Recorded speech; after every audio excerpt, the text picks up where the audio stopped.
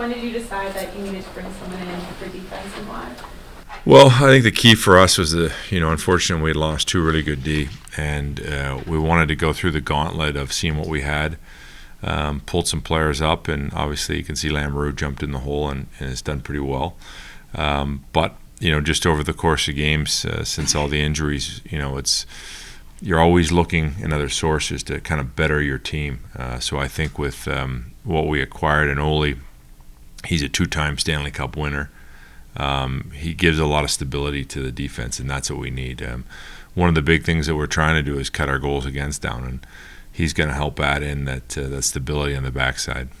Bill, how important is it to bolster the veteran presence on the blue line, especially with the absence of Durzi and Marino due to those injuries? It's huge. It calms things down. I mean, this guy's won 2 Stanley Cups. He's been in the heat of the moment a lot in the playoffs, and for us to add another Stanley Cup winner into that dressing room, that's huge for us.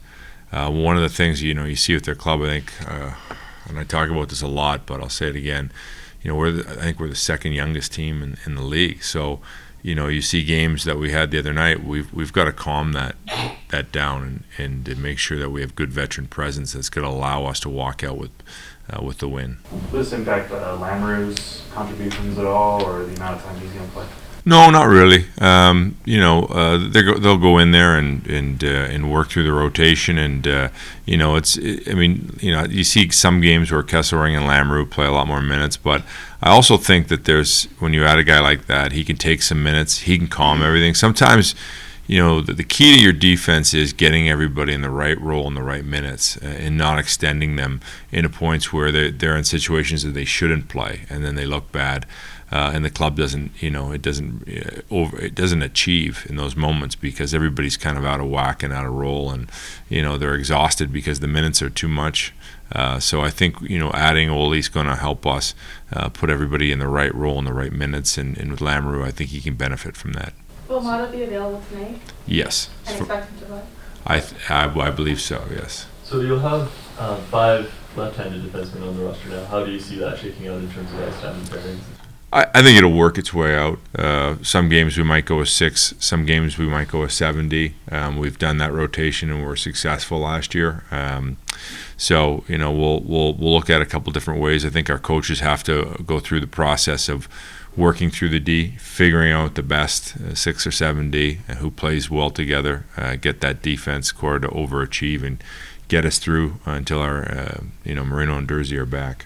Bill, do you kind of foresee yourself making any more trades for defense or for even depth forwards, or is this Mata trade going to be it for right now? No, that's a good question. Every day I wake up with our staff, we try to improve the club.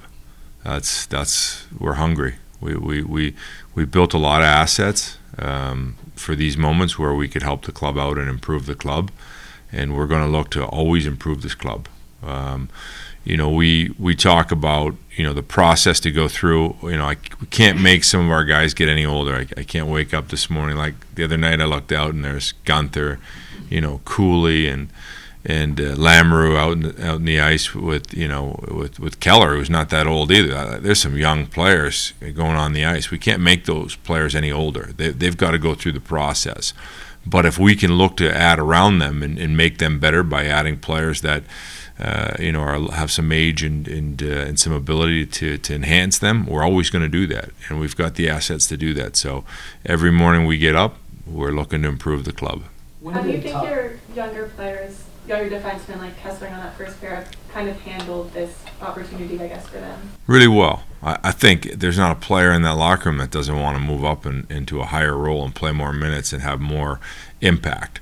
They're competitive people inside that dressing room. So I think for us, whenever you get a chance as a player to move up and get into a higher role, you get excited about that and you want that opportunity. So I think he's handled that really, really well. And he's had some moments, when he scored the big goal against Boston. He wouldn't have been on that ice if he didn't have that opportunity. So a lot of times those players are waiting for that opportunity, and hopefully they can get into that role and seize it and excel. When did talks kind of pick up on this deal, and how fast did it kind of come together? Well, you know what? I'm on the phones a lot. That's my job, and to plant a lot of seeds. And a lot of times you talk to GMs, it might be in the summer, and they're like, "Yeah, not right now, but call me back." And maybe there's something that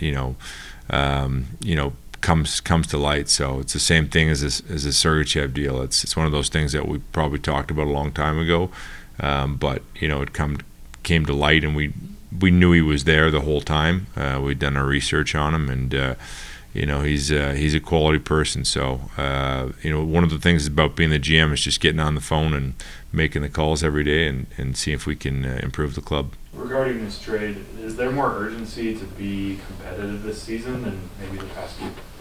Yeah, for sure. It's you see a good club out there, and you want to see if we can always push the limits of how good we can be this year. Doesn't mean we're going to win the Stanley Cup, but we're competitive inside that locker room. As a GM, you want to help your coaches out, and you want to show in that room that, hey, listen, they care. They're trying to improve the club. We've got a few bad injuries. What can we do to help that club out inside, and add a few players? So that's what we're trying to do. Was Stone getting sent down more for his development, room for this trade, or both? Anytime you see a player dip below 10 minutes of ice time at times, for me, you want to make sure that they play.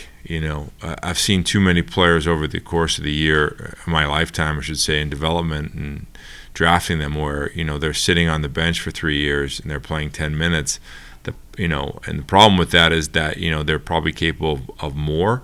They kind of get built into that role, and their development kind of ceases. Where if we've got a great minor league club with a great coach down there, and they've done a great job developing. I don't see that situation any different than when we sent Gunther down last year, and he went down there and all he did was achieve and improve, and he came back up with a little bit of hunger. He didn't want to get sent down again. So I'm hoping for the same thing with Josh, that he's going to seize that moment down there, play power play, play PK, play big minutes, be a big impact player down there, and when the club needs him, we'll recall him, and he'll be ready to take that next step in his journey.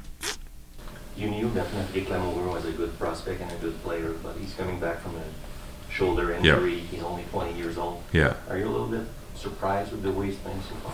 Well, he played an exhibition game last year in Vegas, and one of the pro scouts from another team came up and he says, "Is he going to make your team this year?" That was last year. He's made great strides. Obviously, he reminds me a lot of Parayko, that I had a long time ago in St. Louis when he came in. They're very similar in their personalities. They're always looking to improve. They're there at the rink early, trying to get better. And so when you have a kid like that, and he's that size, and he shows that improvement, like, you never know what he can do. He's somebody that comes to the rink, and he impressed. From the time he was in rookie camp to the exhibitions season, and now he's gotten better, and he continues to improve. It's up for him to grasp the job, and he's got an opportunity again tonight to do that. Is there an emphasis to be more physical out on the ice, and you feel like Mata kind of helps answer that call? Well, he's not a massive physical player. I don't think he's going to change that for us. Lamoureux has that ability. Sergachev's thick body has that ability. Kovalchuk has that ability. We're always looking to get more physical as a club. I think that's something that we're looking to become better at and have more hits in the game. When you go into playoffs, there's probably 28 more hits in a game in playoffs, so it just revs up. So you want to get your team, obviously to have that physical side, because if you're going to be good down the stretch, you're going to need to play more physical. So we'll add that in as we move along. I think that also ramps up for players that sometimes you see them that don't hit, and all of a sudden they get down at those moments and they do hit. So, but we're looking as a club, obviously, to add some more physicality. And that will come over time. I think if you look at the kids that are eventually will come into this club, the Simashevs and the Boots of the world, and those guys, they'll add some more physical aspect into our game. What do you know about Olli Mata the person as opposed to the hockey player? Probably one of the most hardest working, best reputation as a human being in the game. He is. I've known him back from the days when I watched him play for the London Knights. His work ethic's incredible. It's contagious inside the locker room. He's a great person. He comes